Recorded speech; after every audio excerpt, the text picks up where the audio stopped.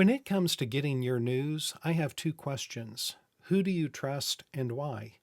I would genuinely like to know your answer to those questions, and I encourage you to tell me in the comments section. According to a February 2022 study by the Pew Research Center, only 6% of Americans express a great deal of trust in the media to act in the best interest of the public, while a whopping 60% expressed, quote, not too much to no confidence at all.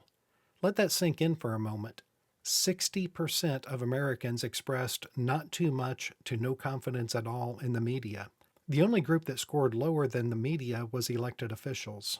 I am Dr. John Padfield. I am a business professor, and this is Business Reform, where I discuss issues at the intersection of business, technology, and society. This video was inspired by some comments left in response to my video on the broken peer review process entitled Corrupted Science. In that video, I mentioned that I first learned about the issue of peer review rings in an article that appeared in the Epoch Times. As a side note, I also received some comments about the way I pronounce Epoch Times. I checked with Merriam-Webster's online dictionary and found both epoch and epoch are acceptable pronunciations in the United States, but in the UK it is normally pronounced epoch. Several comments accused me of political bias for using the Epoch Times as a source because they are described on Wikipedia as a far-right media company affiliated with the Falun Gong, a Chinese religious movement known for their vocal opposition to the Chinese Communist Party. I want to clarify that I learned about the issue of thousands of peer-reviewed articles being retracted from an article in the Epoch Times, but I didn't stop there and take their word for it. I dug into the issue for myself, and in the description of my Corrupted Science video, I included 7 links to my sources. Only one was to the Epoch Times article. My other sources included USA Today, CBS, the CDC, Retraction Watch, and Hindawi's own website. But the comments expressing concern about the Epoch Times political bias made me start thinking about the people who left those comments. Who do they trust for their news? I don't know, but I suspect if I had quoted from the Washington Times, I would have been equally criticized for using them because Wikipedia describes them as a, quote, conservative daily newspaper, and they were founded by Sun Myung Moon, who is better known as Reverend Moon, the leader of the Unification Church. Some of you might remember years ago when some of his followers, known as the Moonies, would approach people in airports passing out flowers and asking for donations. Reverend Moon was the founder of the Washington Times and was also known for being an outspoken anti-communist. So do I need to completely avoid both of these sources because of political bias? Before I answer that, let me share with you a quote from John Dewey. John Dewey was an American philosopher, psychologist, and an educational reformer. He is also the man who gave us the Dewey Decimal System that is used to classify and organize books in over 200,000 libraries across 135 countries. John Dewey said, "Open-mindedness is an intellectual virtue that involves a willingness to take relevant evidence and argumentation into account in forming or revising our beliefs and values, especially when there is some reason we might resist such evidence and argumentation. It means being critically receptive to alternative possibilities."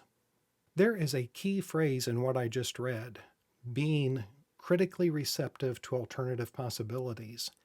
That means you don't automatically accept what you hear and read, but at the same time you don't automatically reject it either. You need to be critically receptive. Do I automatically accept as true everything I read in the Epoch Times and the Washington Post?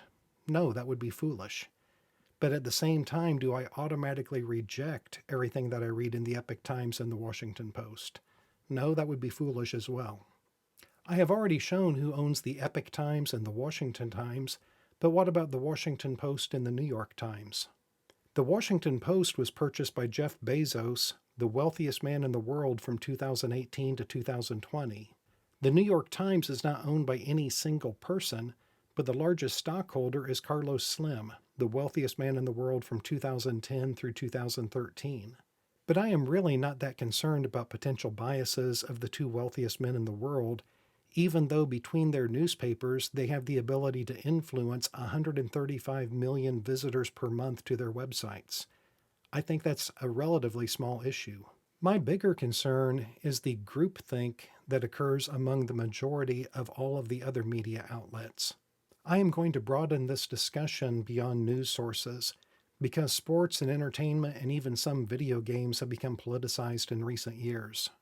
I want to quote from an article from Bill Moyers' website from 2017. For anyone not familiar with Bill Moyers, he served as President Johnson's White House press secretary from 1965 to 1967. He is a well-known journalist who has produced documentaries and news journal programs for public broadcasting. No one would consider him to be far right. The article, linked in the description of this video, explains the problem with media consolidation and how it threatens democracy. Media consolidation is the concentration of ownership of news sources into the hands of fewer and fewer corporations. Just how much of our media is controlled by a handful of companies? This article, published in the Vassar College's student newspaper in April 2021, is the third article in a 5-part series about what they call the military-industrial media complex. I have included a link to this article and a link to President Eisenhower's farewell address where he warned about the military-industrial complex. Those links are in the description to this video.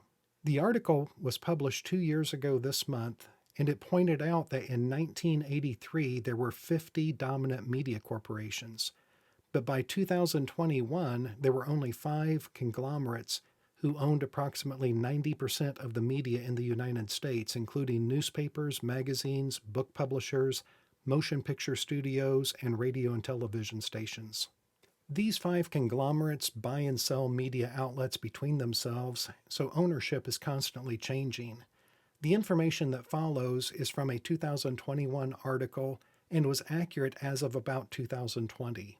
I want to stress these are just the highlights of what these 5 conglomerates own. This is not an exhaustive list of their holdings.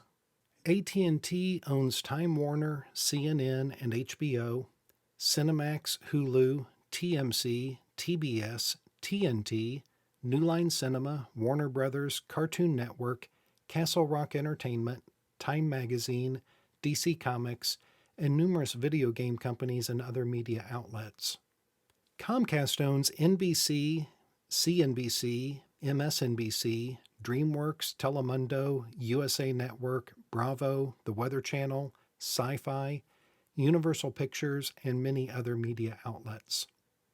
Disney owns ABC, ESPN, A&E, Lifetime, Lucasfilms, Pixar, Marvel Studios, Touchstone Pictures, Vice, and many other media outlets. News Corp, controlled by Rupert Murdoch, owns Fox News, Wall Street Journal, New York Post, 20th Century Fox, National Geographic, HarperCollins, Harlequin, Factiva, Barron's, Financial News, and MarketWatch. And finally, Viacom CBS, who changed their name to Paramount Global in 2022, owns CBS, BET, Paramount Pictures, VH1, MTV, Nickelodeon, and Comedy Central. When you think about the influence these 5 conglomerates have on American culture by controlling approximately 90% of the TV shows, movies, music, books, magazines, and video games, that is a tremendous amount of power. It also creates an environment for groupthink. The values of these 5 CEOs will be reflected in the biases in their shows, their news, and entertainment offerings. While there are many news channels, magazines, websites, etc., from which you could get your news, remember 90% of them are controlled by just 5 companies, and I don't believe any of them are free from bias. That is why I get my news from across the political spectrum. I read the Epoch Times because they are not a part of that 90%. But I also read CNN and NPR because I believe, as John Dewey stated, that open-mindedness is an intellectual virtue, and I am willing to be critically receptive of a wide variety of news sources. So who do you trust and why? I would love to hear your comments.